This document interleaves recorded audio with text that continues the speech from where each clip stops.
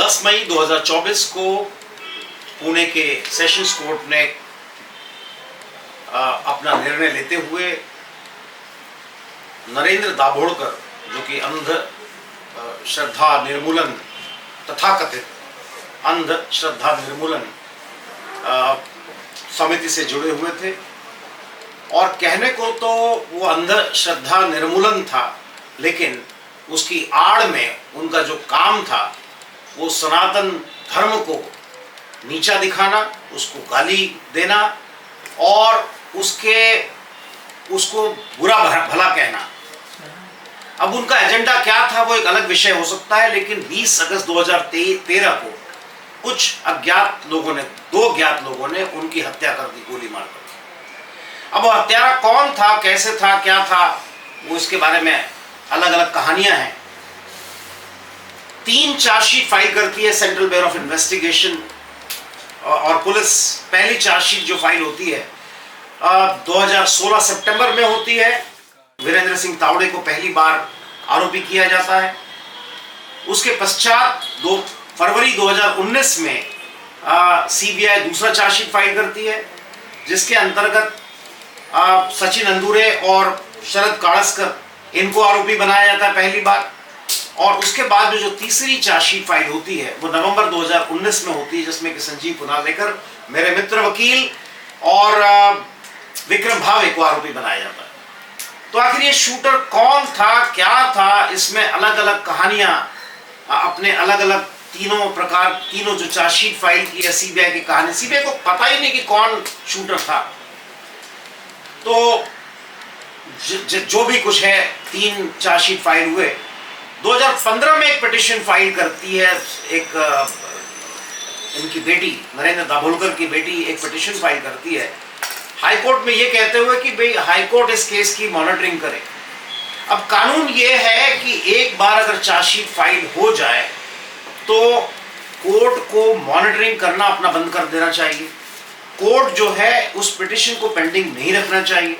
लेकिन उनके चूंकि 2015 के पिटीशन को, जो मेरा मानना ऐसा है कि वो इन्फ्रक्चर्स हो चुका था, लेकिन उसको 2024 में हम लोगों ने जब उसके ऊपर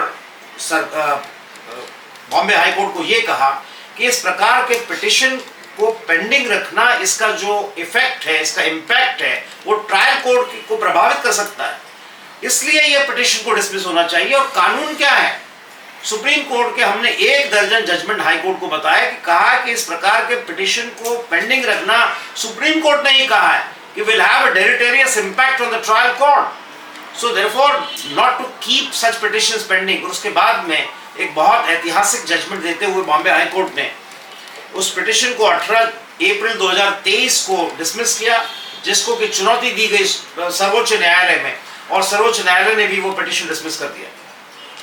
उसके बाद में 10 मई 2024 को 2 लोग दोषी पाए जाते हैं सेशंस कोर्ट द्वारा, जिसमें कि सचिन अंदुरे और शरद काड़स्कर, और 3 लोगों को उस केस से बरी किया जाता है, विक्रम भावे, डॉक्टर वीरेंद्र सिंह तावड़े और संजीव पुनालेकर।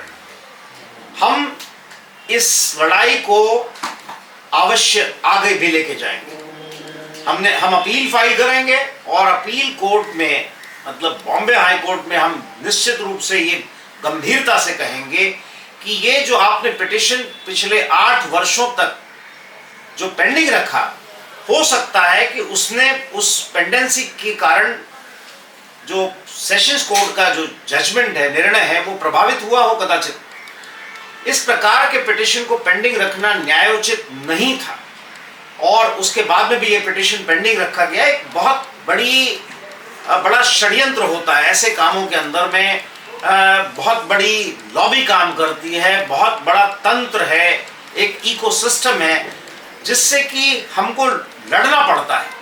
और संभवतः ये कारण है कि हमारे जो 2 लोग, सचिन अंदुरे और शरद काड़स्कर, इन लोगों ने, हो सकता है कि भविष्य में इनको और कुछ समय तक वहाँ पे प्रतीक्षा करनी पड़े और इनको जेल में रहना पड़े, लेकिन संभवतः बहुत शीघ्र ये विजयी होकर घर अपने वापस लौटेंगे, ऐसी हम आशा और अपेक्षा रखते हैं।